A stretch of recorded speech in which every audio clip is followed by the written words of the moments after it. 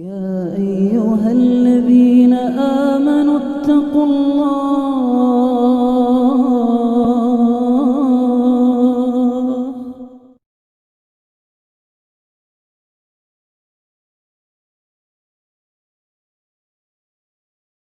بسم الله الرحمن الرحيم إذا زلزلت الأرض زلزالها وأخرجت الأرض أثقالها وقال الإنسان ما لها يومئذ تحدث أخبارها بأن ربك أوحى لها يومئذ